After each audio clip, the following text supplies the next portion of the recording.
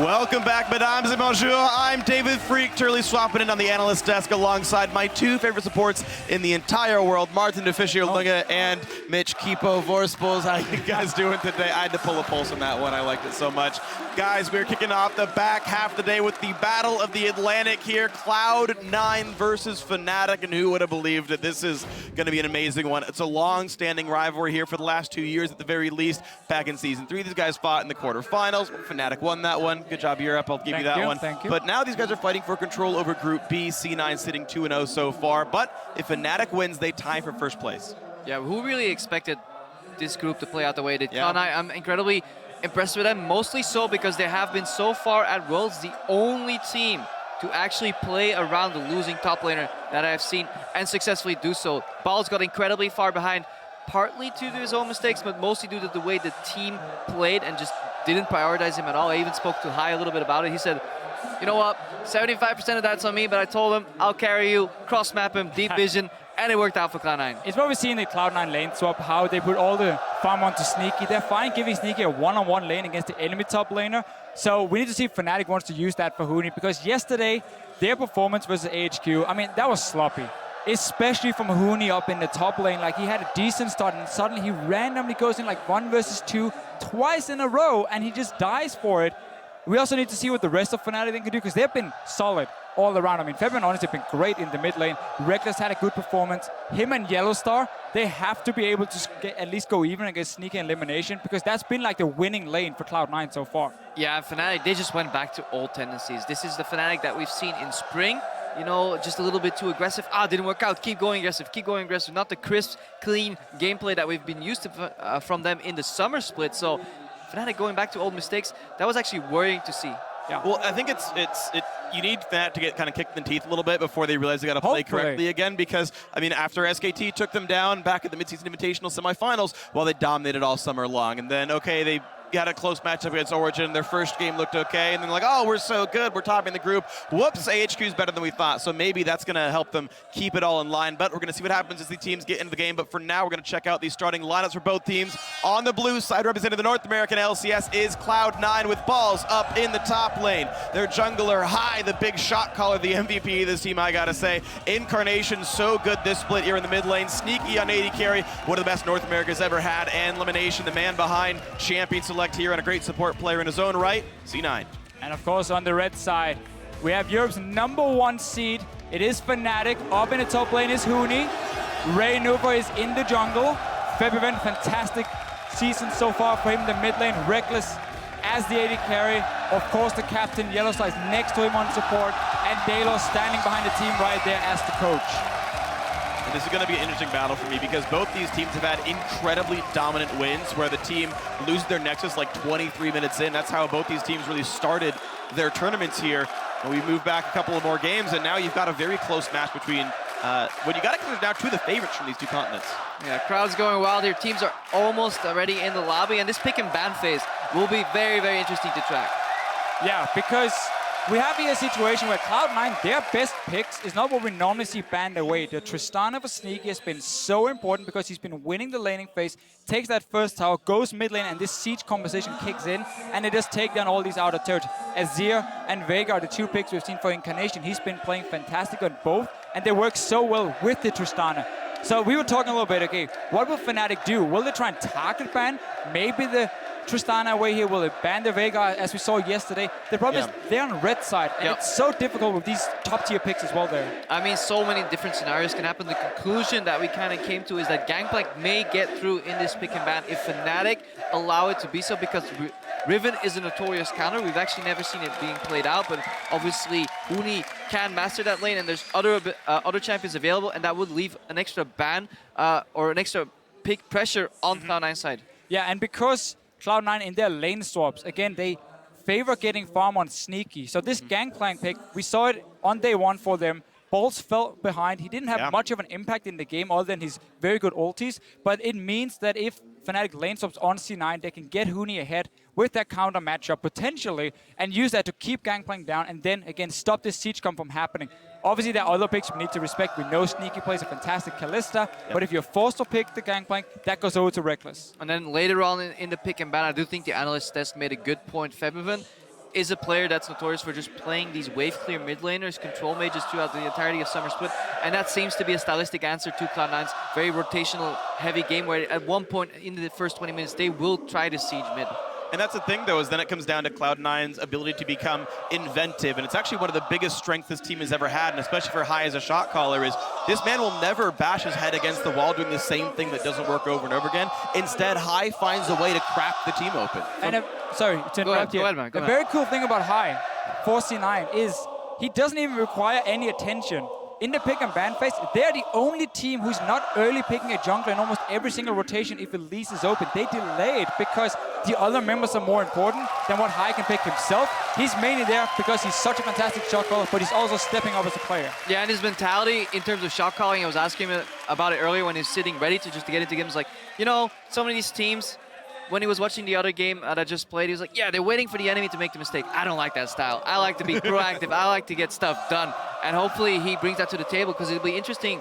Yellow Star versus Hai in terms of shot calling, that could be a very interesting dynamic.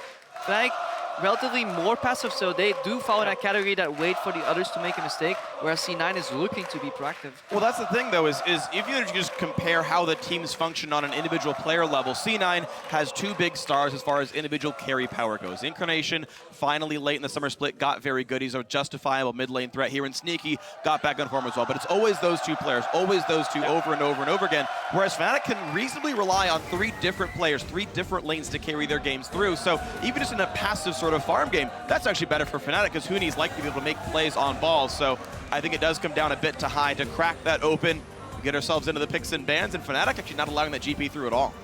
No, just gonna take it away instantly. We were just trying to see what Fnatic could be thinking, maybe if they want to get rid of some of these picks like Tristana, like Azir, we've seen Cloud9 use so well in these siege comps, because it's the only strategy we have seen them use, because they only played 2 games, and why would you change it when it's working so well for them as a team? If they don't end up banning the Tristana early, we could actually see it picked up on the first rotation, especially now that these teams have been learning that picking Darius that early may not be the best choice. Leaves up an open spot here for potentially one of those strong trading AD carries. The least ban as well from Cloud9. We mentioned it just before, how they don't need to get a high priority pick for Hai, because he can play multiple picks for himself, and Mumu is like one of them, of course, Kha'Zix. standing out we want to see. But they don't value his jungle picks so early in the draft, and also they ban it away. Don't want to risk in case one of these top tier picks are open, they can first pick it. Maybe a Kalista comes in for Sneaky, or he just says, you know what, I don't care about Fnatic in it, because I can play Tristana into it.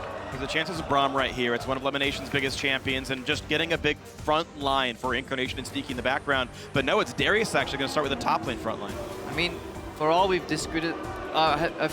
criticized rather Darius overall, he still has a positive win rate in this tournament, I believe. Maybe today he evened out, but coming in today, he was still 6-5 overall. So I think he's 7-5 now. He won at the very beginning as well with Darius, or Darius. And one thing about this early pick is often when he is picked, Lulu is still open, or the other team is already first pick Lulu, and the team pick Darius into him, and then obviously they get hard countered, they get kited around so easily, they get denied that the kill with his ulti and the reset.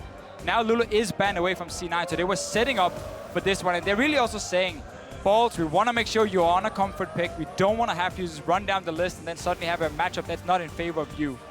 Kalista, open now as well, has been very strong, especially if you have a support that likes going aggressive. Yellowstar doesn't really strike me as that play style, whereas Miffy is very in your face, and then having Fate's Call to reposition helps you a lot. And Fnatic, that's locked in. So early Sivir, Gragas here, very, very safe picks. Yeah, 2 times already Fnatic's played Sivir. They really value their picks so highly on Reckless. The entire team benefits from it when you run triple threat. The movement speed, the teamfights they have, and again, the wave clear it's going to give them is important. Gragas is interesting because normally Rek'Sai would be like the go-to second pick, but because it's against a Darius and you want to run a composition that can also kite back, Gragas offers more utility for your team than a Rek'Sai who just have that knock-up. Well, that's the thing, though. C9 doesn't really play around balls anyway. He's off in the side lane, getting a bunch of split push farm and knocking down turrets people leave alone. It's the other core members of Cloud9 that do a lot of things. So even just compositionally, I don't know if counterpicking Darius matters here from the C9 perspective. Yeah, that's definitely a good point. Their playstyle doesn't really revolve around him all that much. And even if he gets behind, he still has that peeling in teamfights, because this guy right there, Sneaky, is the one to watch, and looks to go with another Tristana. Interesting matchup with Sivir. Relatively easy spell shields, but Tristana doesn't get threatened that much, especially since Elimination. He really likes playing range supports or Braum both work well against Sivir. Either you poke her out or you just simply destroy the boomerang every time she throws it. There are things, though, I like about Sivir against Tristana. Not necessarily the matchup itself, but more what happens outside of laning phase. Tristana is one of these AD carries who's good at taking down towers in the mid game, but her overall damage when she's sitting on just an Infinity Edge is not the greatest. She needs more items. Sivir is one of these AD carries that can always force plays on the map, who can fight early on because it's not about her damage, it's about the rest of the team as well. So Fnatic might look to really speed up the game in the mid game and say, C9, if you ever group to Siege, we will hard engage with Gragas flashing in, another reason for him being picked and not the Rek'Sai, and of course the Sivir ulti. And again, you can always just play support for a carry for top lane Huni. They know it's going to be Darius up there. They can take their time to figure out what they want Huni to play. And Fnatic are actually going to leave. It'll be surprising if they don't pick top lane here. Top lane for last. I would not want to play Yasuo. It is a flex pick. It is a flex pick. But yeah. Since Fig just mentioned, that matchup is absolutely brutal. The wind wall has absolutely no use, and that's why Yasuo actually wins a lot of those matchups. So technically, this is mid Yasuo being already locked in. But again, it's Fnatic saying, hey, C9, you've been running siege compositions. Here's some hard engage. Here's a guy who can instantly get onto your backline and chain that CC. It is some hard engage, but at the same time, it has zero wave clear. All it can do is block some projectiles once they're at the tower. So if Fnatic find themselves out-rotated at any point, that middle lane tower is going to drop, and it's going to drop quick. I want to see if Incarnation is going to play the Azir. Now the Vega was banned away, and he looked good on it yesterday against Rook. He only had that one moment where he got solo kill, but that was about it. He was out farming by like 40 CS or something and always poking down the tower. But it's, again, it's the siege composition for C9. No surprise, elimination of the Black Shield is going to be key as well. Yeah, I love the Morgana pick against Yasuo compositions, especially now that Alistar's W has slowed down a little bit and it becomes relatively predictable. Clutch Black Shield can change the entire scope of a team fight because Alistar will very often flash in for the combo. Yasuo expects it to hit. Black Shield could even be used against Gragas' barrel. Body slam, so much outplay potential there on Lemonation. I wonder how much magic damage Fnatic has. Can they break the Black Shield, or are they, forced to succumb to the fact that nothing's going to happen? Now, from what I've seen of Lemonation's games, though, his actual reflexes on Black Shields have been a bit slow. I think we're going to see multiple. We'll see some he'll hit. We'll see some that he's going to miss this game. Sure. I wonder if Fnatic, if they have an AP top laner in mind against this Darius. Ryze could be potential up, but it's just way too slow, really. Unless they move Yasuo top and take an AP mid lane with wave clear. We saw the Heimerdinger hover. Wow. But we'll get back to the hover later. Orianna locked in. So one thing about this Yasuo into Darius matchup is, one of the things we always look at is who can close the gap on him when he swings the big axe. Yep. It's very easy then for Yasuo to dance around minions and get close to him and get these small fights where the damage from the Q is of course reduced from the Darius, but Yasuo has to be so careful he doesn't get caught out. In top lane matchups, you always have to rate the 2v2 as well, so that can snowball it forward. If Reignover can successfully gank for Huni, then he can start maybe snowballing and playing around with that mobility. If at any point though Huni dies and he falls behind against Darius, he's going to have an incredibly hard time in that lane. But again, they're looking at balls and they're saying, you have been the weakling of this team. You are not the focus of this team. We can take this matchup and then take it into these team fights where if we look at the amount of knock-ups, Alistar is there, Shockwave is there, we have Gragas coming in. So many ways of chaining that CC and getting the knock-up to the backline, and enough hard engage from Fnatic to say, once you start grouping on the side of C9, we are going to engage. It's not like HQ had no way of starting fights or the Mountain on a Rengar trying to engage. That's not going to happen here for Fnatic. This is going to be really interesting. I want to see how well that top lane matchup goes, because in my mind, it looks so brutal, but Huni can maybe do it here. You guys at home, join into the conversation. Hop on Twitter and tell us who will rise by the end of the hashtag C9win or hashtag FNCwin to @LOL Esports. We'll be checking in throughout this game to see how that one goes. One thing we haven't talked about is, yes, Huni can use his E to dash out of the creeps. He can also dash on top of Darius and greatly reduce that damage from that spinning blade. Well, as we get ourselves onto the Rift, here we go. Who's going to be in first place at the end of the day in this group? It's going to be either Cloud9 or Cloud9 and Fnatic together. Otherwise, FNC falls to that tie for second at 1 and 2 in the record here. We move in with Fnatic actually camping a brush. You see this so often. When they're expecting the other team to invade in on top side jungle to get all these early wards for the lane swap, you just hide. Reignover might be baiting and trying to show, hey, look guys, we're doing just a standard 5-man cover all the way down. I'm all here, I'm all alone. But this play, we've seen it multiple times already. The to the point where if you see the jungle, you can expect that stack almost. So that seems like a very standard play. I haven't seen the blue side mirror this at all at any given point, so it seems only red team wants to do that. Lamination, confident. So again, they're only seeing Reyno. They think for now, or at least what Fnatic wants them to think, is it's only one guy standing there. They're gonna check smart behind. That's big. And then, you know, okay, Alistair's not supposed to be there when this kind of invades, so they don't get deeper wards than this. And now this level 1 for Fnatic somewhat backfired because they didn't get to mirror what C9 just did. There's 0 wards in that jungle because Fnatic were all stuck there trying to set a trap. It is up to Fnatic right now to at least secure 2 quadrants of their jungle. We've seen HQ fail at this before, where they basically got essentially tree buffed, or the convention, or the similar thing that happens right now, where you just lose so many jungle camps in a matchup and you play behind in tempo. But look here for C9. Because they're starting in their own jungle on the top side, Fnatic can do the same near their own blue buff here. So no invades yet, but sneak and elimination, they're moving in. Fnatic are going to do the same on top side. These guys get spotted by a ward, but it looks like it's going to be enough to force Gragas and Yasuo to run away. So elimination is being a little bit aggressive. Makes it a bit of a slow start. So important thing about this ward is it means Fnatic could move away from blue buff and then try and sneak the wolf camp without being stopped. C9 though are going to check it. They see it happen. Fnatic gets that one and then back away. Same thing happening for C9 though. Completely mirrored with the two teams. And Yellowstar going to be harassing what he can. Hopefully they don't give him the ability to steal. That's not going to happen here. Ball's going to get level 2 off this. Difference though is C9 is getting 2 camps at that side and got zone off the blue buff. They may return. Fnatic had to only do 1 camp and move away, so C9 get potentially more experience if they can continuously keep on farming. And of course both teams ending with 4 members on the strong side of the map for them, where the AD carries are standing as well. Fast push happening on top side. Should expect exactly the same for C9 on the bottom side. And then, look here, they've already sent back balls and elimination. They do this very, very often. 2 guys going to the vent, but the problem is, 2 guys is not enough. 4 members can easily dive 2, or you just zone them off the tower. You see, Fnatic is already moving down with 3 guys, and Reyno is coming, so this should not work for C9. Yeah, and just like yesterday, when Lee Sin, or when Hai's on the other side of the map, that's when Balls needs him in the top lane. Again, he's not there to defend, and they will get zoned off. Very, very lazy almost lane swap for C9 in the sense you just send 2 guys late, first of all, and then your junglers on the opposite side. Right now, Huni could technically TP down to the bottom side and just take off that entire wave, but he's a little bit afraid of where Hai might be in Lee Sin. And he probably also wants to stay on his top side and get the tower gold and then bounce the wave back. All right, looks like Sneaky's going to be solo pushing this turret down. Did get it down to half, and even still on both these waves right now, just to keep track and do some bookkeeping. All the waves are getting lost, but this will be the first turret kill very easily.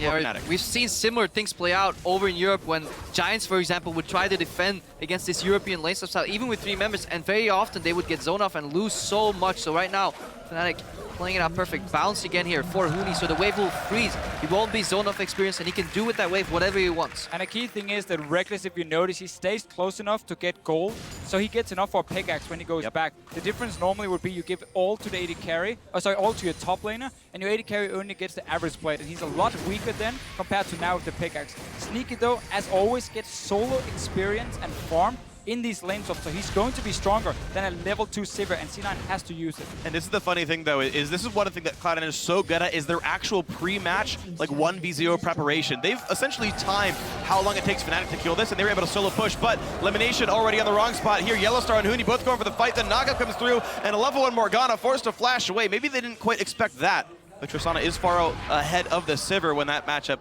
finally does play out. Oh, they're going for Reckless down bottom lane. Spell shield used on the rocket jump. TP in for Balls, and Reckless has basically nowhere to go. Somebody he'll pop, but Sneaky's gonna be fine. He gets away from the pole, has to flash to deal damage, and Reckless gets out. Huni TP's in, and he's on the chase. He's got the knockup available. Elimination still running around, he's trying to execute. Oh, the flash, Feminen's gonna get it! First blood goes to Feminen from Fnatic. And what a big misplay by Balls. That apprehend has to stick. You can even flash first to guarantee that you landed. C9 could have had a first blood, but instead they get turned around. Reckless lives, that's a kill difference again. And they drop first blood here. Hai. Reckless though needs to know that more people can be on the bottom side, because we haven't seen Hai yet so far in this match. He only showed very, very quickly and then walked back into the jungle and hit himself. And that was good by Hai. He dropped that ward knowing the AD carry may go pathing into the lane. Balls teleported, but the play backfired due to poor execution. But Balls gets a freeze now. Based on how everything that happened, that we've now got a lane freeze set up for this top laner, he can immediately catch up with Huni's money. And with the fact that Reckless had to go back to base and has to hide, he's getting behind. But very important for both teams. First of all, you just said it. Ballsy gets the big wave here. He catches up then. Reckless is also getting some minions on the bottom side, but he's sharing it with Yellowstar, so he's still going to be behind in experience. And overall, C9, as long as Balls can get this entire wave, which he's sitting with now, should have an experience advantage after the lane swap. It's actually very interesting to see, because if that initial screw up didn't happen, C9 could have been vastly ahead of Fnatic here. Yeah. Not for elimination dying. The 400 gold first blood, no assists, so 400 gold worth there. You can see Fnatic up 300 right now in this game. 3-2 based on how that all goes, but this got pushed in. Sneaky was able to back for a BF sword, so he's got an item lead over that Sivir. Remember though, the time it cost Featherman to path all the way to the top to chase elimination, he also used his flash, so he invested a lot into that kill. So overall, it wasn't that bad of a trade if you look at the big picture. Really the only difference I would like to see in the C9 lane swap, now that they do favor the farming experience on Sneaky's, just keep Balls to 2v2 jungle a bit longer with high. Because there's no reason for him to walk into that top lane and just get zoned off. But again, it works because Sneaky gets so far ahead. Let's see what happens here though. Reno is coming in. Goes for the pull under the tour, gonna get knocked up there, but the slows come through. Huni takes a bit of damage, but Balls can't ult. He doesn't have enough. The kill comes through to Huni. Assist for Rainover. Rainover coming in first, hits the minion, but it was still enough to get the kill. No flash for Balls, and High now looking to fight. Pretty aggressive. Huni's gonna have knock up in 2 more Qs. Fighting over the Gromp. Smite is up for Rainover. Easy pickup, level 5 now. Rainover out leveling High in this one. Big turnarounds happening here. We see so many small things with TP down behind someone if he overextends. Elimination got chased around, and now here the 1v2 against Balls with no flash was enough to give another kill for Fnatic. Cloud9 keep this up though. They may be about to do their signature move. They just pushed in bottom. Featherman has to base in the mid lane. This could be a little bit of damage on that mid lane tower.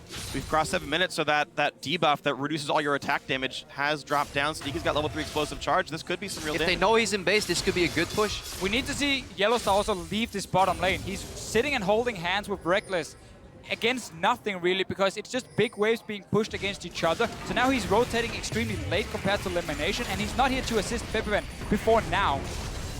Well, gets it down to half, but the wave clear is good enough. Everyone gets back in the lane. All is well. This is something we've seen Cloud9 do every single game so far. Push up bot with Sneaky in a push and experience advantage, rotate mid, find an opening, whether there's no wave clear there, the wave clear is in base, and somehow they managed to do it again, even against a team that generally prepares so well for their opponents. And I almost think C9 is happy that teams ban Veigar and not the Azir for Incarnation, because when you play Azir with this Nash's Tooth build, the way you can instant shove waves in the early game so quickly means this rotation is even more effective with Tristana, and they keep using it now. Balls at 6, Huni's only 5. There's going to be so much damage available. The Q lands on the blade. That's the easy kill. Dunk not required. First kill of the game for Cloud9. Yeah, your wind wall means nothing here at all. Maybe a sonic wave, but so much damage on Balls, and somehow, even though we keep talking about how he gets put behind, that massive freeze that we pointed out earlier, that propelled Balls forward, and then a good gank from High. That was what Cloud9 was famous for back in Season 3 when Meteos and Balls played together. Balls would always find a way to push the wave on level 6, have the momentary XP advantage, and dive the turret with the jungler. Textbook, Rainover didn't see it coming. And more importantly, how is Huni going to continue playing? Yesterday, when he made a mistake, he tried to make up for it too quickly and kept on adding to the mistake pile. Instant teleport to match it out. Now he's down 20 CS. Gotta keep our eyes on him, and especially the player cam too, if he's gonna be emotionally affected by these plays. And we just keep seeing the same move for C9. Incarnation instantly push out the wave. Sneaky walks in because he already pushed the bottom side. Now he has to go down and catch the wave, but he's still fine because he keeps slowly chipping away on the mid tower. And it's how this siege composition always gets rolling. And then add in the fact that now Balls is winning. It's just making it even better for C9 compared to the 2 other games we have seen. You know what's funny though is they've cashed in all of Sneaky's CS lead. He was up roughly double for Reckless, but with all those trips back down to mid lane, Reckless is completely caught up on this Sivir now, and it's a threat again. I will be happy to trade CS for taking down these towers though, because again, Reckless catching up means he didn't do anything other than just farm minions. Sneaky's always applying pressure on the towers. More importantly, if you look at the efficiency of the build path, having to invest early in Boots 2 with a pickaxe as opposed to Sneaky, who can now add up more damage. He doesn't need mobility, he just needs to get into that mid lane and whack away on that tower with just very high AD. Right now, Rainover. Pull in, the dunk comes through and Balls gets it. He's got the Noxian Might. If he can reach Huni, it's an easy kill. High gets the kick flash. The dunk comes through, a double kill for Balls. So Fnatic is falling behind on the top side of the map, and yet they were looking to make a play. Huni's only level 6 right now. These components for him towards the static shift doesn't make him very strong. Getting a static shift though is a big power spike, but before he has that, you don't really want to take any fights when you're already falling behind. Greedy play from Fnatic on the top side, C9 responds perfectly. Start places the pink. C9 is aware of it, but good kick as well from High. Kick flash into the dunk. That was a beautiful combo overall, and that has to give you so much confidence in his game as well. C9, they're heading gold, but more importantly, they're heading map pressure. Let's watch it again. Rainover actually goes into contest the grunt, but uses his gap closer doing so. And again, Elimination is here, ready to join the fight. Yellowstar's trying, but he's on the other side. And look here, so first kill comes in. What High does is also super smart because he knows he's very low, so in case Huni gets off his ulti, but then he just flashes, kicks him back, and he's not in any danger. And so greedy. Rainover could have flashed that binding. He saw it coming, but he thought he could live. He also decided to use his gap closer aggressively. So Fnatic simply not respecting C9. Now Fevin's getting jumped on in mid. He's zoned out. Black shield. Yeah, shield's gonna be fine. Not a lot of damage taken on either side on this. Billy gets pushed out. You just gotta be careful though next to that ball. Good shockwave down to 500 health. Summoner heal forced out of this. Doesn't care about your ball. Shoot you in the face. He's got 2 on his team. They got good walls around it as well for C9 on the bottom side. So, sorry, for Fnatic on the bottom side, C9 taking more on the top side for them. But they don't really care about this vision coming in for Fnatic at the moment because they're just moving so easily between the lanes. It should be very predictable because whenever C9 is pushed out the bottom side and Sneaky goes missing, well, he's obviously running mid to push the tower. So that vision for Fnatic right now, they haven't really been able to use it. And it's just Febron sitting, trying his best to wave clear, while Reckless is constantly sitting in a side lane, catching up, or trying to catch up at least. Right now, it's an 800 gold game. C9's lead, turrets equivalent, Dragons none taken, 1 kill up.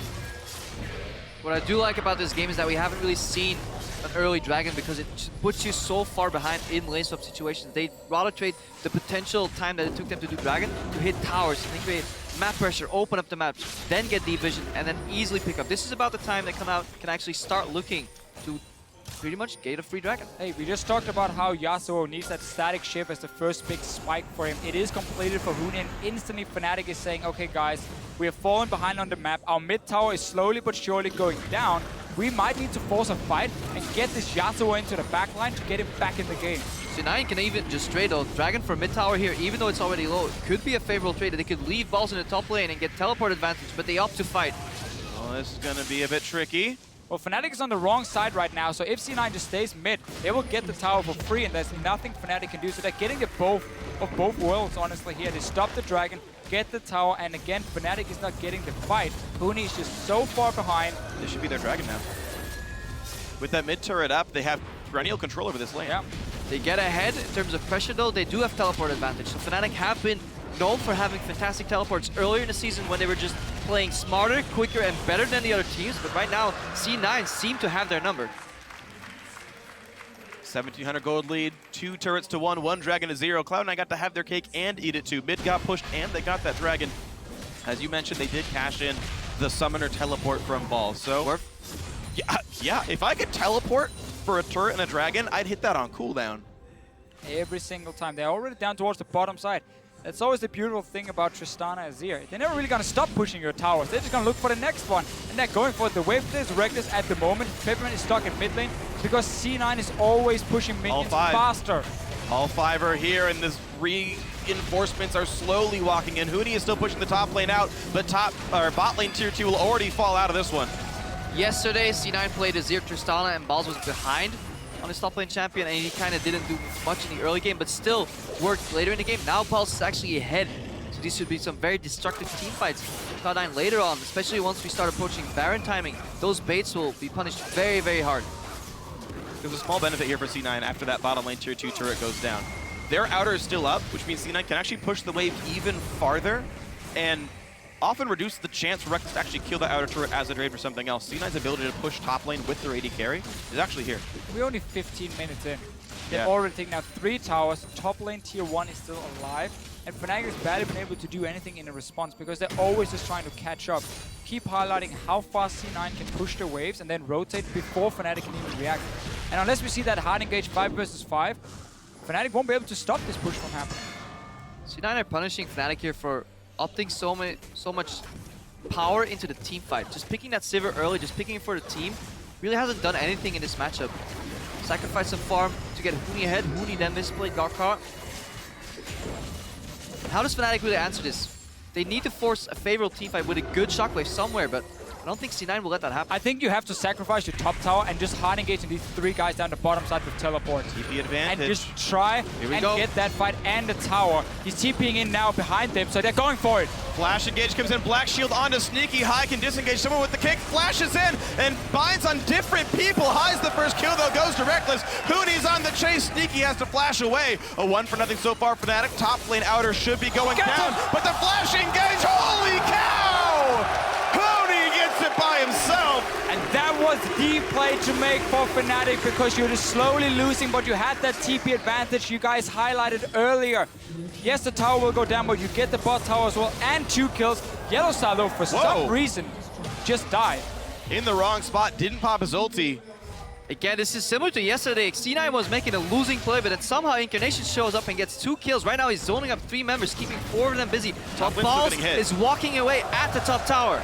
Well, Lemon walks in and gets himself killed on this one. 4 assists. Well, assist and killing 4 3 assists. There we go. But every death from Lemon Nation so far has bought so much time that Cloud9 can use and invest mostly into tower pushes. They don't care about dying if it buys them time to get this tower. And Balls is going to pick it up. Cloud9 actually able to use Balls as a battering ram here. A good matchup. I'm still a little curious that Huni picked into it, but C9 also setting up that laner has gone well. So again, it is the correct play to pull here. The Black Shield and Sneak, and Huni's not here just yet to jump on any target. So right now, C9 is just buying so much time for Balls and for Incarnation to move down from this mid lane in the end. Fnatic invested more than they wanted to get these kills. Actually, I think Huni going back into creeps, Sneaky thought he didn't have any flash. That's why he re-approached, because otherwise he would have assumed Huni would have already flashed on him. Huni actually did have flash and surprised Sneaky there. Good move by him. Little greedy on Sneaky's side, but overall, we can already see how much value that Black Shield is going to bring later into the fights. Once Sneaky picks up 2, 3 items, gets more mobility, he's going to be very hard to catch. And you saw even his reflexes were good enough to buffer Rocket Jump against the body slam flash as well. He was even able to get away from most of it himself. Yeah, because that Black Shield was late. Yep. And luckily for him, it didn't get absorbed by the body slam, and then Yasuo Q couldn't proc it. Yeah, I think Fnatic went a little bit too early, honestly, because Huni was running from that ward at the red buff, and he was trying to get in range, but just wasn't there when the engage happened. I didn't see if the minions were dying for Fnatic, and it was kind of like the last call to go in, but just a little bit too early. They get the kills, they get a tower, but of course, because C9 could take 2 up on the top side, they're still going to be okay. Definitely need to keep our eyes on Yellowstar too. He's usually the one to at least make a good play and engage, but so far hasn't really showed up on that Alistar. See if he can finally get a flank somewhere and set up Huni for that combo. Around this mid lane though, C9 for the last 5-6 minutes have had full control when it comes to the vision. A lot of defensive pink wards always being invested from them. They respect what Raynova and Yellowstar can do when it comes to roaming into the enemy jungle, take control and set up some of these dives here. And it's very smart when you have the TP disadvantage. If you just try and keep them out of your jungle, don't give a good teleport location for Huni. He found one though, but still he had to run quite far around, and it was enough time for C9 to respond to that. And well, ward's going to be important then, and as we get ourselves into this dragon, 38 seconds away. Balls has TP, Huni does not. Problem is, not many turrets to kill, it's only mid lane tier 2. Yeah, this time there's no cross-map objectives really for that dragon, unless you count Baron Vision as one of them, so you may actually see a fight. Both these teams are known to take Baron instead of a dragon. Right at 20 minutes, the European and North American LCS, the most common to have early Barons in. I'm just looking at the confidence from Incarnation on this Azir. Always just standing there, poking away in Fnatic. He was stopping the recalls before. He's been pushing his lane 24/7. Not really been afraid of anything. And whenever he can perform like this, it opens up for Sneaky then to become that tower-killing monster and really give the goal lead to C9. Teamfight will break out here. Darius is running down as well from the top side. And Yellowstar is setting up for a flank. Let's see if it comes in here. We've got the team skirting around. 800 health left on Dragon. Easily picked up for Rainover. I will not find his way in just yet. The All-Star's low, but he's on Alistar, so who cares about this one? Mid lane is under control for C9 if they want it. They're going to fight over blue buff for a second. Might find into choke point here. Look for the Orianna Shockwave coming in. Oh, Balls is low. Knock up on the one. They're going to go right for the Darius. Has to flash away. The knockback still coming through. Reckless gets a nice crit. And the bounce come through, but now mid lane, again, is here for Cloud9 first. The team is still coming around. Huni does not have ultimate. That is an important cooldown miss, but Shockwave is up, as is Yellowstars. And again, we see the value of that Black Shield Yellowstar flank got completely negated, and then it didn't chain combo. Balls down there. Balls could have and would, or should have died rather, in that combo, but he managed to flash out in between the knockup. So, slightly misplay there from Fnatic. And again, they left their mid lane open. Yeah, like their positioning for C9 after Dragon went down, said, you know what, we're just gonna zone you to the right side then so you can quickly get back and defend your tower and at least get some damage on it, but not risking going into a straight up 5 versus 5 team fight, which is exactly what Fnatic wants. So they keep us avoiding the thing Fnatic wants the most. Yeah, there's a tremendous amount of zone control really on that Fnatic lineup. You have Sivir who can relatively tend to herself in these team fights, walk forward, backwards with a lot of mobility. Then you add Orianna Ball to that equation, and if you add a Wind Wall well placed in a choke point, it becomes incredibly hard for C9 members to follow up on a lot of damage. So we saw that's what Balls tried to do there, force his way in, but he just immediately got knocked up, and the rest of C9 had to disengage. It's an interesting item choice here by Lemonation. I usually like a lot of his item builds. I think he's one of the more unique supports in the world. But I personally don't really like Frostbeam's game, especially when you're matching up against the Sivir. I feel like matching the movement speed, getting Talisman of Ascension, and allowing your team to match that strength would be pretty valuable here. The gold you put into that item for no real defensive combat stats, you may as well have invested it into a Zeke's and just buffed up Sneaky. It is something we have seen a long time ago, though, against these Sivir compositions. So when she speeds up the team and runs at you, trying to slow them down. But definitely agree with you. It seems to be the thought process behind it. Huni, though, he's not really going to enjoy this one-on-one. Gets the knock-up, pops the ult. He's going to get his shield back down. That's going to be enough to kill him. Oh, flash! Gets him out in time. It's still a flash down. Can you really call it an outplay? Huni's missing a lot. If it bleeds, you can kill it. Not if it has flash. Really close. I was so close to actually finishing the animation, and Huni's even wasting a flash at the end there. And again, we so often see it's the other top laner who wins that one-on-one against Balls, but he's having a great game, honestly, on this Darius. He's winning those fights against Huni. That wasn't even close. I mean, he was so far ahead of him. And Huni even going for Trinity Force, so he's going to delay Infinity Edge. You want to be a little bit more, you want to be a little bit stronger in the one-on-one, but he's so far behind, he's not going to get that in time. C9 now have 4 pink wards on the map, Fnatic none. And that actually tells a vision story entirely. Fnatic struggling to even get vision on Baron. Literally 2 wards. Three lone ward around the Baronet is keeping them safe. And once C9 figures out what ward Fnatic is reacting to, because you will always change your behavior once you get spotted by a ward, then they can sweep it, or it will simply expire in about 50 seconds. Then Fnatic is going to be in trouble. C9 can also just wait for Balls to take another fight against Huni, and then once he's down to barely any HP, or maybe even dead, you can then go for that play around the Baron, and Balls can always TP in for himself, and you have a small advantage. A few seconds always matters quite a lot in these fights. There's a small item lead right here. If Sneaky backs, he has Static Shiv, and Reckless cannot, but right now they're playing around the Baron bait instead. They look to find Yellowstar. The knockback is there. He will get himself on the other side, but it's still 1,000 health left on Yellowstar. High force to run. Huni cancels the teleport, but the rest of Fnatic get out. However, that is a TP down. Balls in the exact same scenario. Huni has to run now from the bottom lane, and there's no ulti for Yellowstar, so he's basically out of this fight. Maybe sacrifices himself for a knock-up to get Huni going in. But he can land the knock-up, though, and the thing is there's no ult left for Incarnation. It's going to be onto this one. Binding hits on one. Ferrinova's close by. He's going to try to get this one. The kick comes through. Shockwave onto a few, and down goes the big members.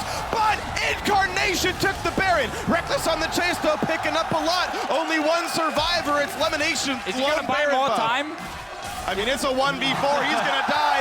Ace for Fnatic! Even though there was the Baron, that is better for the European squad. And here they go. C9, you're running this siege composition. You're not looking for these fights where you're stuck in a Baron pit.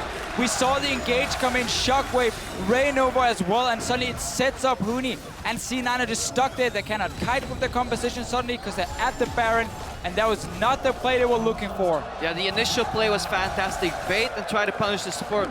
Luckily for Fnatic, that support was Alistar, didn't drop, and they got some vision into that pit. And more importantly, C9, they fought without Emperor's Divide. They fought without one of their most important ultimates, and then they bunched up, they clumped up, making it for a very easy Shockwave, very easy combo. Huni, he was definitely in time because C9, they hesitated. They walked back from Baron and went back and that may have been their downfall. And this really shoots Huni back in the game. He's sitting on like 2,500 gold from himself. Let's see it again.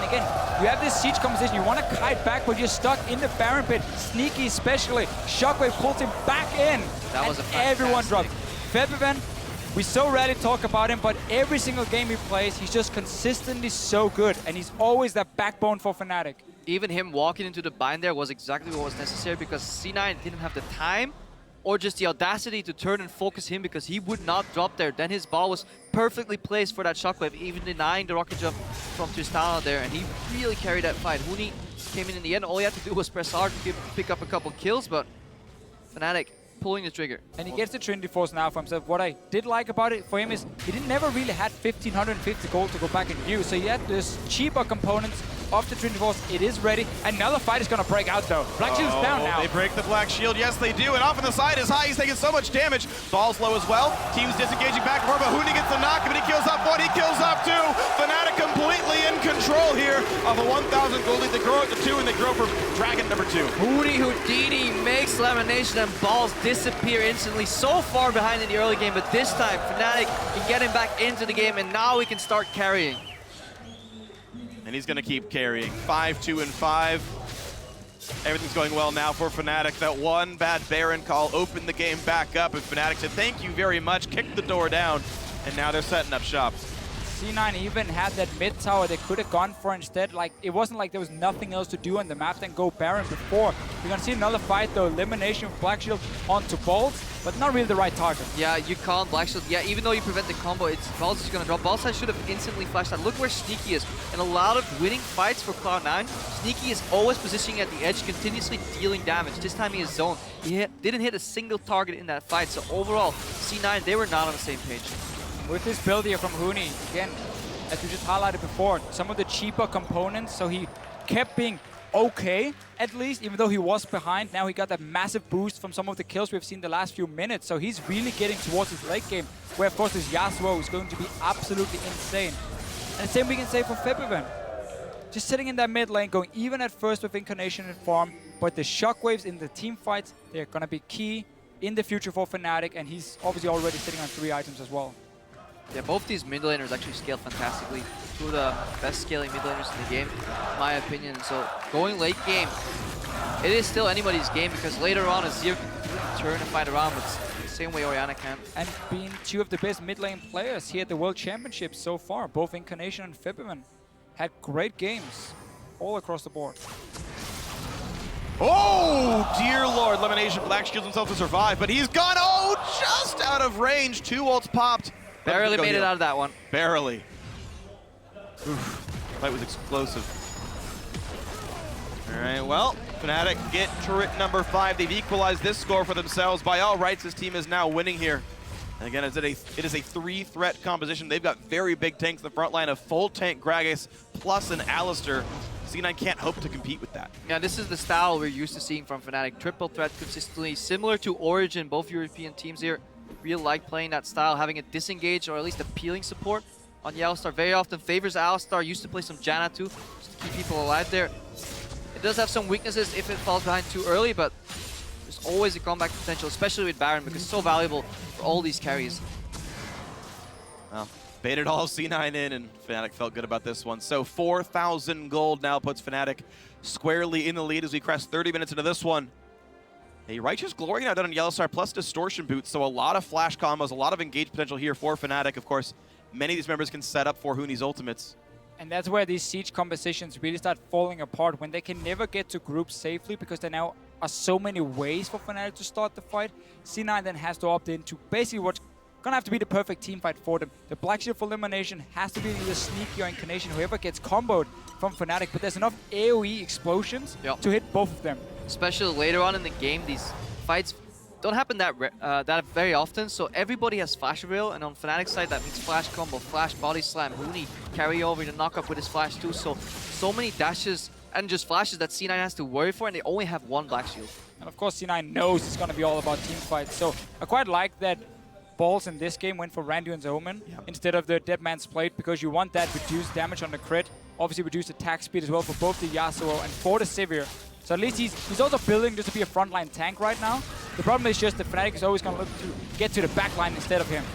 Oh, High gets Black Shield, finds Featherman, kicks a couple guys back, but he only gets Yellow Star the farthest. There's the knockup, there's the explosive cast, but no follow-up yet for Huni. They chase down the support, there's the only find the pop. Incarnation goes in, he knocks back Huni. He's got a flash over the wall, Balls can't quite reach Reckless it, is not but here. they're still looking for Featherman. Reckless is pushing the base on the top side of the map. Fnatic disengage the 4v5, and they're killing the base. Huni's in already, that's at least an inhibitor.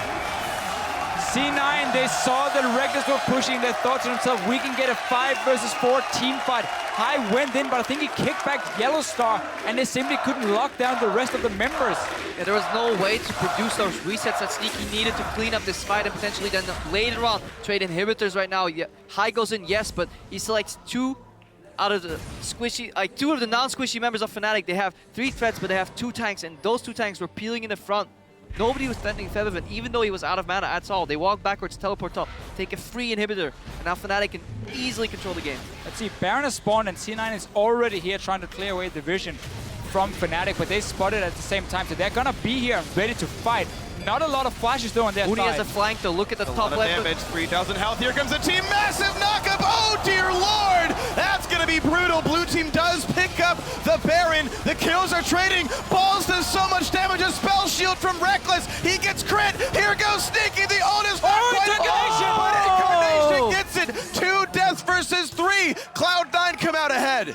That was a fantastic combo, going in, shooting his enemy into his mid lane to produce a reset to then get out of fight. That was an incredibly ballsy play. Holy cow, and Huni never got to ult in that one, I believe. He wasn't there quite in time to make the whole combo work. But again for C9, they know when they're fighting in this Baron pit how difficult it is for them. Huni flies in, but exhaust is onto him, and I'm not even sure who he's ulting. I think it might be Elimination.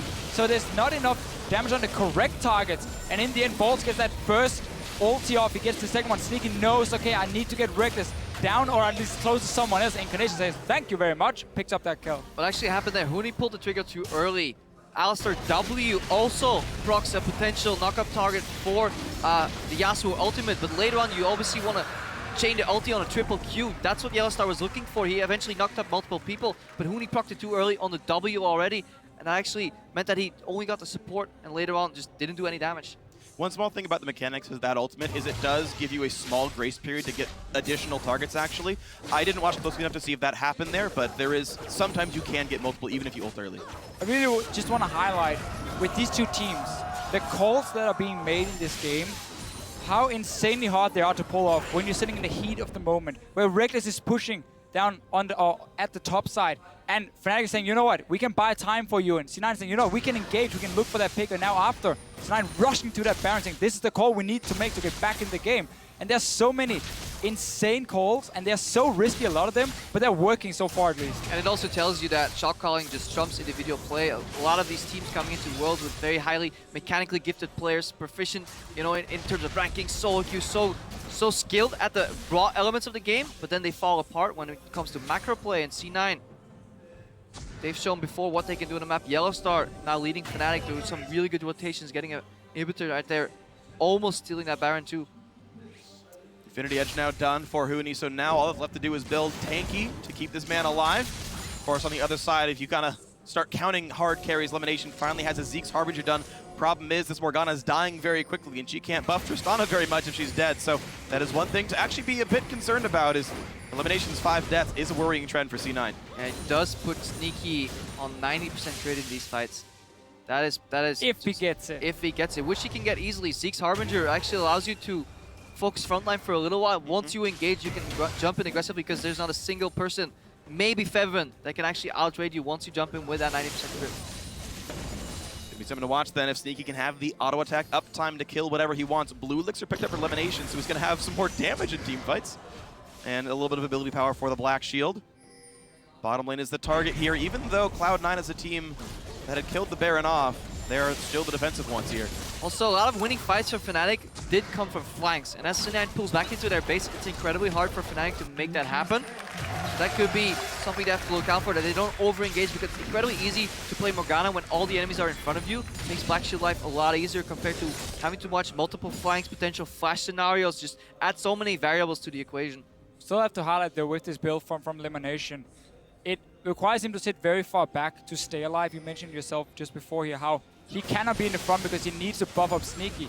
So their team fighting power of a Morgana when she can go in with her ulti and hit multiple guys goes really far down, and he just becomes basically this Black Shield bot onto Sneaky.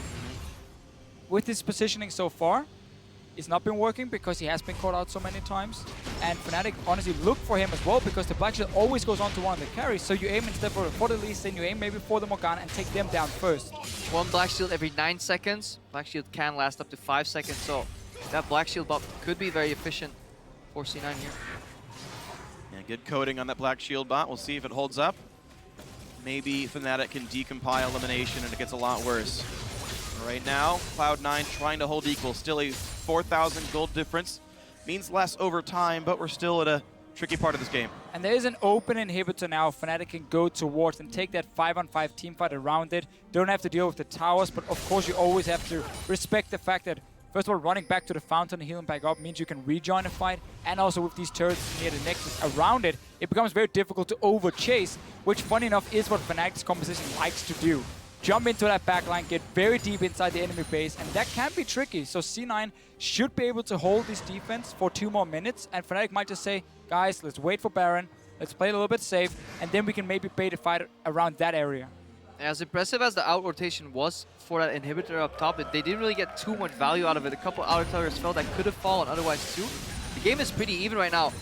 Fnatic have a mild goal lead, but a good map move can negate that immediately. And Cloud9 known for good map moves, but Fnatic have made plenty of good choices themselves in this game, still sitting 14-8 in kills in favor of the Europeans. Huni's basing, he may be looking for a teleport. If he picks up home guards, he could use one of those faraway wards to flank potentially. Decides not to base, sticks bot. Fnatic doesn't want that very predictable engage, so he needs to probably sneak behind. Again though, for Fnatic, you can just wait for that Baron. Clear that area because it's 2 dragons to 2, so there's no 5 dragons happening in this game here. That's too far out. No vision, he hasn't been spotted yet. No pings have gone on him. 2 pink wards on the side of Fnatic around this Baron. Or 2 in the inventory. They saw Huni. So they see him for now. Huni's doing wolves. Alright, now it's gonna do Grump. And they see balls in the bot lane as well. They might square off easily. Baron in 50, Dragon in 55. Makes the Dragon scary without ward control, which right now C9 does not have at all on that Baron River. Their site still nearly empty. Only Elimination has a ward at all. C9 are just trying to push Fnatic back so they can move into the Baron area themselves and clear away these pink wards just placed. So you have this fight where Fnatic is trying to avoid them moving in there, but because of Incarnation and his long-range poke, it's enough for C9 to get at least the first pink ward, but still a very, very close battle between the teams. Huni's sitting on 2,000 gold, which means he actually wants to base and shop, get an item, perhaps upgrade his boots into home guards, but this does give a favorable wave here for Cloud9 on the bot lane. That's what split pushing is all about, when neither team can really make a mark or dent in the mid lane. It does become all about watching that side lane. And there's a dent to be made in that side lane. Of course, Balls has so much armor now with a Thornmail. Huni can't really get through him, so that's an unequitable lane there. C9 get that one pushed in as well. Always something to keep in mind. He really has to land that ulti for that armor pen, and even then, it's going to be incredibly hard. Yeah, he's going to save it for the big team fights. Going 1v1 this late in the game has no value really for both these top laners. Balls is he has the big tank in the front line. Huni's he has the assassin who wants to get the back line. If these fights go long, Huni can get multiple ultis off. His ulti is already down to 30 seconds cooldown. Needs to be careful though, dashing in forward, because Incarnation, again, he's always standing far up, always ready. He has a barrier as his only defense really. And then of course he trusts Elimination to give him the Black Shield in case he's too far forward. Elimination is actually starting to out-earn Yellow Star money-wise, even though Yellow's got 3 more assists there. Just it's a better gold generation item, honestly. Morgana gets a ton of money, and that can matter, getting your next big item in. Yeah, mid-game, nobody waits to give you those relic stacks. That time is long, long gone. Even fighting against his own turret, and look at that. Sneaky was able to solo the Dragon. Bot lane was still pushed out. C9 controlled mid. Both sideways pushing for C9 too. They have that turret behind them for safety. Now they're sieging mid, so they're using triple pressure on all the lanes. Oh, be careful. Here. Here's the jump in. It's a 2-man ult. He catches Balls. Sneaky's out. There's a turret alive, though. They gotta be careful. A big knockback, and that's the kill into Morgana. Azir goes down as well, but the dunks are coming through. A double kill for Balls. A triple kill for Balls. Holy cow. C9 gonna get kill for Balls. Holy cow.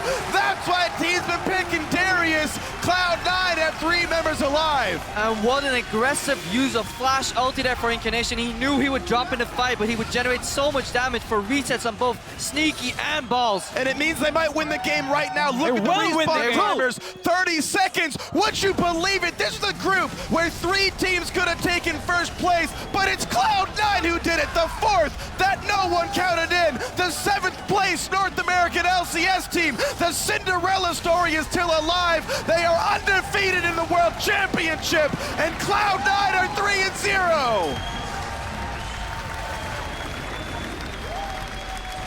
If you told me that C9 would get a pentakill, I would say, okay, it's Incarnation or Sneaky. But Balls. But Balls gets it. He had a great game. He didn't fall behind early because he got that massive wave in the top lane. And then in this last team fight, Fnatic even jumped him. Huni ulted onto Balls, the big tank. But then we see the power of Darius. Once he gets rolling in those fights, he gets the first kill, second kill, third kill, fourth, and then the pentakill in the end. C9 finally feel like a team again. In the way they play around the map, in the way they play out the game, and more importantly, in these team fights. Sneaky, he jumped in knowing he could die, but he relied on Incarnation to finish somebody off to give him the reset. Right now, Incarnation went in aggressively, possibly trading his life, but in doing so, he generates the setup for Balls to get a pentakill, and if it wasn't for him, Sneaky was untouched that fight. He could have cleaned up too, so C9 became a triple threat there at the end. Yeah, and if you were to tell me, you know, the matchup that C9 would win the strongest, the match that would be the reason they open up the map, the matchup that gives C9 the kills in the end, the last one I expect would be Balls over Huni. Huni with the very, very, very brave Yasuo into Darius pick. Gets behind in the lane swap game a little bit, the push comes in, the tower dive, and at no point was Huni ever able to duel Balls. He got wave control, he got team fight control. Huni had some good moments, but Balls crushed him. Makes you wonder, this is almost the first time we can question a draft really for Fnatic. It makes sense on paper, you know, the combo comes out, but they do know Lemonation plays Morgana. Sure. That is a given, so you know half your combo can get denied, you play a very poor matchup, and then you don't really play around it too well, so I'm still questioning the Yasuo pick overall. I think there were other options available. We can definitely see what they were trying to do, also with having the AoE knockups instead of single target knockups for him, because then the Morgana obviously would just hard counter it completely, but when multiple guys got pulled up in the air, they were different targets. I mean, every champion was a setup champion. Exactly, for Huni with his Yasuo, but really the whole setup for C9 to get this siege on the last tower where they got the big team fight was them so smartly just sitting around mid lane, and they slowly, via Incarnation, forced Fnatic further and further back on the map, and suddenly there were no wards on the side. Really, there's no way for Fnatic to flank, and they had to engage head on, and it was just a beautiful setup for C9 after they had gotten punished a few times before. And that's why they win the last fight as well. They also predicted the wave management so well. Huni was sitting on 2,000 gold. He had to base that, gave Balls the initial slow push. He didn't push that wave much more. He let it stick there for a while. Then he rotated mid. Top lane was pushing all the way. And suddenly, C9 had triple wave pressure. And then usually what happens is the team engages in mid. But because of the turret that Azir can place, that kind of gets thrown out of the window too. And suddenly, Fnatic found themselves pressured back. And they had to, you know, make him move, because otherwise C9 were just simply going to rotate towards Baron. And suddenly, Fnatic, who were in prime position to take this game, completely got out macroed.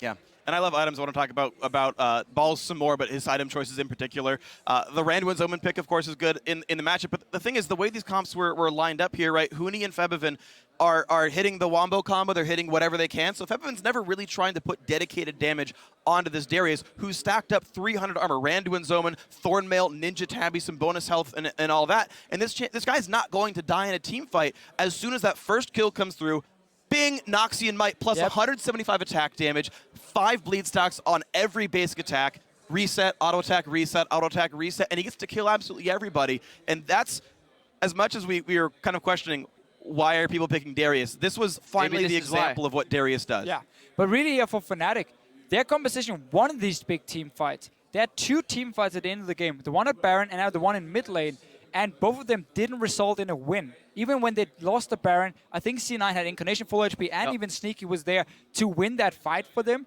So we didn't get to see this Wombo combo that other teams have been able to pull off, really being used in the last few team fights for Fnatic, and they always went on to the wrong targets. Still want to go back to the early mid game though, as we see a couple of Cloud9 members there at Lemonation, and I think it's Balls there getting ready for the interview.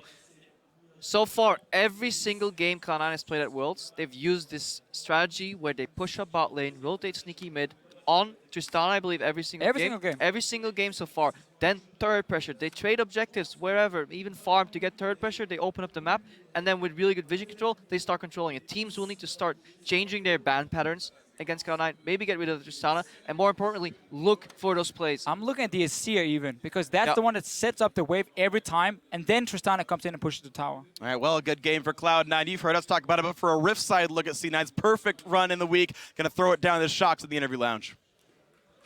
Thank you so much, guys. Joined here by Balls elimination from Cloud9 after beating out Fnatic in an incredible game once again. And Balls, I gotta go to you first. Finishing everything off with a pentakill after all the criticism you've had to bear with in the last couple of weeks. How did you manage to come strong into this game and even pull this off versus this team?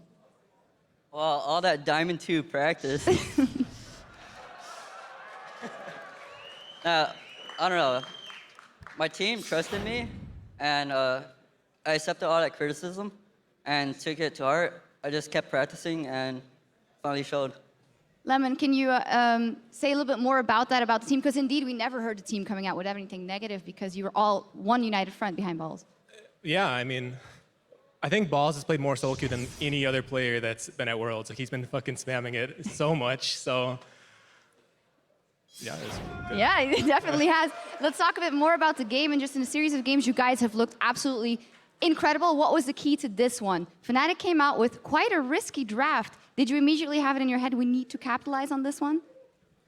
Well, they did the Yasuo Orianna comp, so they basically have to have a huge wombo combo to actually win a fight. And I mean, if they get it, they're going to win any fight, no matter how far behind they are. But as long as we play our comp correctly and we're able to kite back, you know, and just kind of blow their spells slowly, like get a bind on Alistar, get that out of there, we should be able to pull it out, and we were able to. And what was the shot calling like? Because it seemed like it was incredibly risky, and then there was that one moment where Fnatic got back in the game and actually aced you guys. How did you take it from there? Well, after the Baron call, where it was really close, and we all got aced, it was really scary because Yasuo pulled ahead. He got like 2 to 3 levels on me. But then we were able to take another Baron, and that equalized everything. And then it just turned to team fighting where I think we poked and played it well. Yep, and a beautiful pentakill at Worlds. That's a pretty cool thing to have in your backpack no matter what. But with this, you guys are very much alive in this group. How are you going to make sure this carries over to next week? Where's your ceiling? Because this is becoming an incredible success story. Yeah, we have a lot of room in this group now. We have 2 wins over every other team. And I mean, now we just practice for the next week, try to pick up as much cool stuff that we can, and just try to come out strong. Yeah. Anything else to add, or? Nope. Nope. All good. Well, congratulations. Fantastic victory here from Cloud9 over Fnatic. Where will this go? Maybe you guys can tell us. Well, thank you, Shocks. I'm not sure we can tell you. We've had quite a time on the desk trying to predict the way that this tournament we're going to have to welcome Aiden's Iron Moon to the desk, going to help us break down some games. And before we do anything, I just want to take another look at that pentakill. We're going to get that up.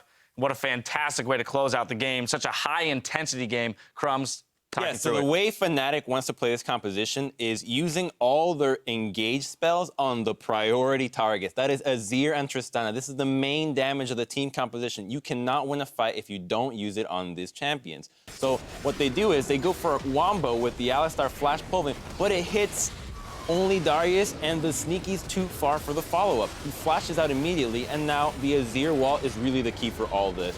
It's a perfect wall, it hits all the melee from C9, from Fnatic, and then instantly Darius gets 5 stacks, and the fight's already in retreat because Tristana and Azir are in a safe position with DPS. Darius is healing. He got buffed, so he gets more healing with more champions around, and after that, you know, they should have probably just disengaged right from the get-go, but because the comp is so explosive, you all in, win or lose. Yeah, and that's that new Darius mechanic, too. When he ends up getting the kill, that next person he hits, 5 stacks immediately, so he gets that massive true damage bonus. And this was a composition that I thought C9, they keep drafting it. They always want the Azir, they always want the Tristana, they're able to siege these turrets. And the thing is, this Darius that they first pick is actually first picked for a very good reason. if you want to get onto Azir and the Tristan in the back, you have to go through this juggernaut. So he's not a juggernaut that has the problem of having to walk into the team to engage, because they're going to come for his backline. And all he has to do is spin in a circle, peel, and hit the ultimate. And I think this is a really good pickup here for Balls, because it doesn't need that much gold to actually be that successful, because his backline is the big threats. Like, speaking about the pick and ban, I was so surprised that Fnatic didn't pick the Azir first rotation. I was like, okay, they have a plan in mind. Okay, they give out the Azir. Maybe they go for poke, which is also good against Darius and Azir because you're lacking engage. But no, they go for the Yasuo, which is bad into Azir and it's bad into Darius. That was my worry going into this. Why I thought Cloud9 would come out ahead is because Fnatic does not punish the weak area of Cloud9. Yasuo into Darius is a terrible matchup. It was absolutely abysmal. And he just falls really far behind. And it doesn't make sense to try to... It's almost like a cocky move in saying, you know what, this is your weak area. We're struggling a little bit in top lane. Let's just have a farm fest kind of deal and try not to affect the top lane. But eventually, Darius will outshine Yasuo in his current state. But what they tried to do on Fnatic's side is this composition is built to wombo combo you, and one of the strengths of C9 is Barons. They love going to the Baron. This team wins more often than any other team with a Baron buff on them, and they're more willing to take that risk to go after it. So Fnatic is saying, when you take that risk, we're going to wombo you. And that's when they got that ace that gave Fnatic that large lead. I love that confidence, too, because Haya is a new jungler, but to make this kind of calls, you need to be on point with your smites. Like, oh, they were so good this game. Like, it's crazy. You don't make this kind of call if you're not super confident with yourself. And there's no way mechanically he has perfect smites all the time. That's not how they're winning. Azir is getting these Barons. Like, other people are getting Barons, but just the confidence overpowers the teams. They're like, wait, really? They're going for Baron now in plain vision? When does this happen? And you can just win games by mind games. Now, to close out the discussion, I want to take a look at the standings here in Group B. As we close the book, the teams are arranged like this. Cloud9 at the top, undefeated with 2 games over Fnatic, IG, and AHQ here. So as we look ahead to next week with this 2-game buffer, they're definitely in a good spot. But as you mentioned, Zyrene, there's got to be some fear around the fact that their strengths are becoming very clear, that they seem to be dependent on a singular strategy. Yeah, the tower pushing very quickly with Tristana and Azir. I want to see what happens when you ban some of these champions away. We're seeing the Veigar ban. I think that's a smart ban, but having Azir still on the table, you need to poke Incarnation more, because the Azir is just doing so much work in these team fights, and it's really just amplifying the strengths of C9. And I'm really grateful that they're actually winning, because I'm getting more time on the desk. Because everybody says we need analysts from winning regions on the desk. Well, there you have it. Here we are, you guys. We did. Yamato, final thoughts. I'm just so surprised that Fnatic drafted like this. I'm still surprised about the Orianna. Once again, a weak matchup into the Azir. I think, as you said, I'm hoping that CoolCOG kind of exposes this strategy with the fast push that both C9 and COG is using. Hopefully we'll see that in the next matchup. Okay, we'll see if Fnatic can clean up their draft. Good start for Cloud9. Now, we need to catch our breath after that wild match. When we return, it's the Coup Tigers versus Counterlogic Gaming as the action heats up in Group A. Stay tuned. There's more Worlds 2015 right after this.